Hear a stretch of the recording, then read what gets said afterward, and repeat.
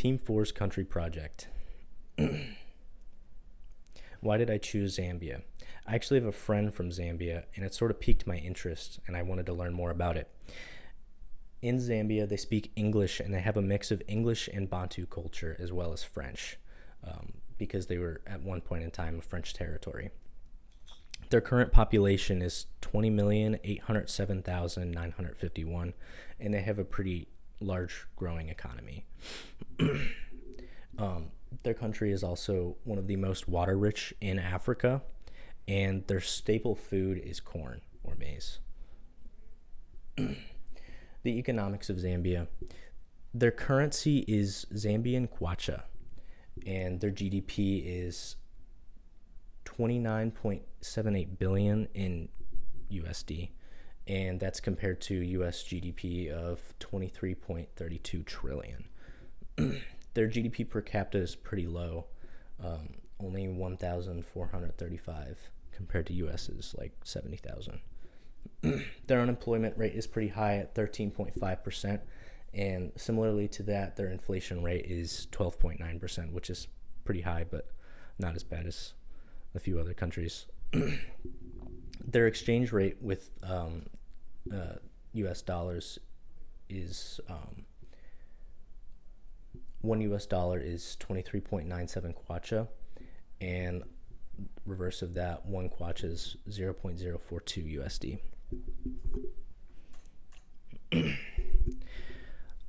Their freedom score is ranked at 54 with 23 in political rights and 31 with civil liberties. Their major exports include copper, which makes up 60% of their exports, as well as sugar and tobacco. Major imports is refined petroleum and machinery and vehicles.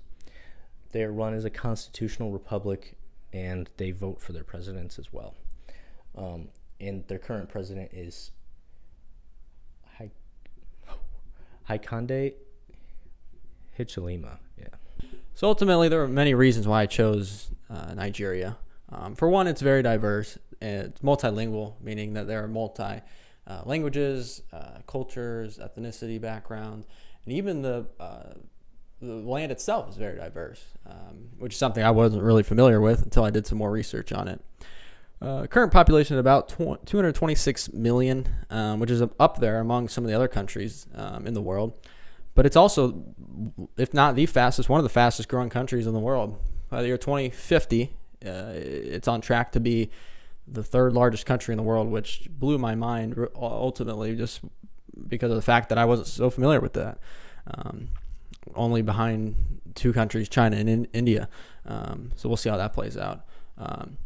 Among those, also, it's an increasingly visited country, and one of the most visited countries in all of Africa, which, as I've done more research on that, I can understand why it is. It's really a very beautiful country with the cities and a lot of typical African countryside that you would think of when you think about Africa, and really has a mix of all of those. So some more things about Nigeria would be the economics part. And really, this is kind of what drew my interest the most. It has the highest GDP in all of Africa at 390 billion. And that's also up there among the world as well. GDP per capita of 2,184.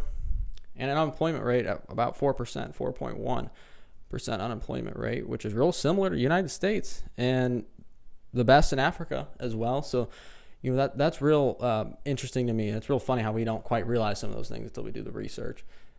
And current inflation is at about 25% this year. It's a little bit higher than what it has been for some of the other years in their country. It has normally seen stuff more like 15 or 12% in Nigeria as of recent. And then there's the exchange rate with one USD to compare to the Nigerian naira, which is their currency that they use.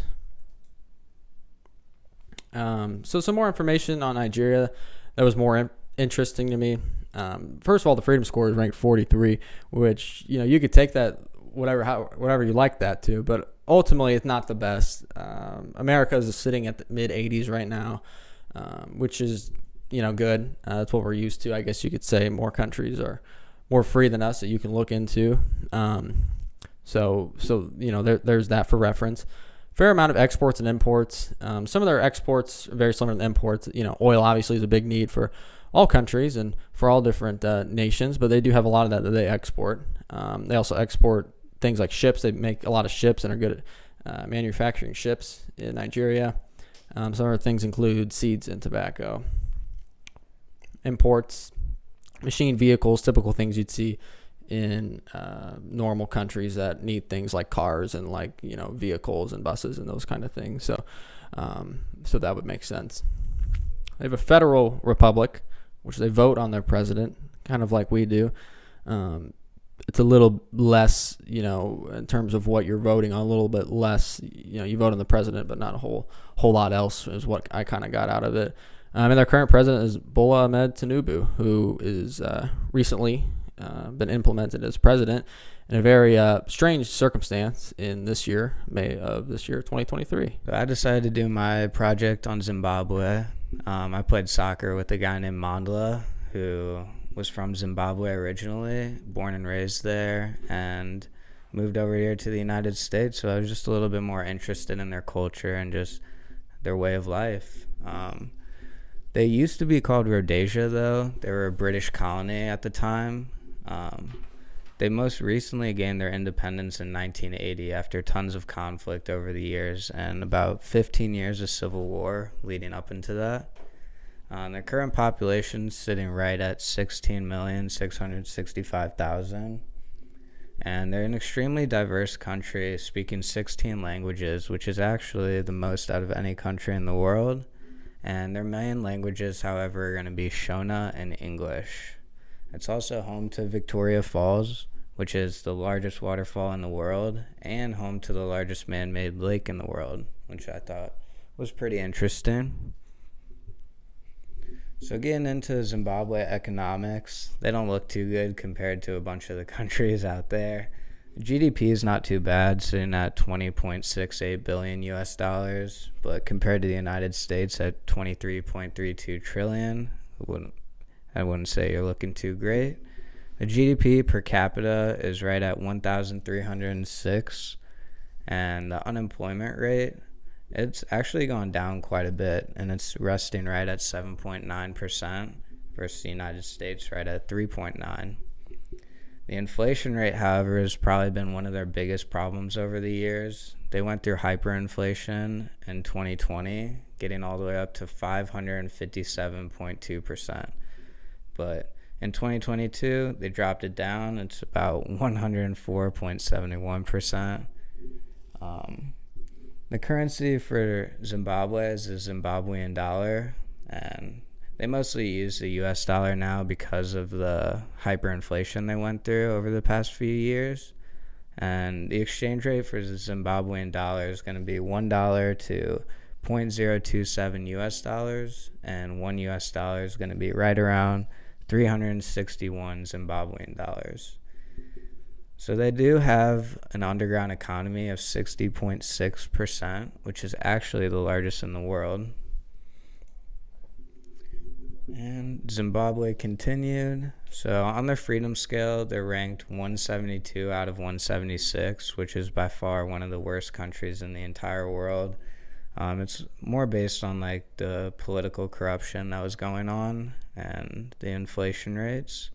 Their major exports are including tobacco, iron and steel, and mineral fuels, including oil. And their major imports are kind of the same, with mineral fuels being on top and machinery, including computers, right at 12.5%. They're run as a republic, and their president at the time is Emerson Mnangagwa.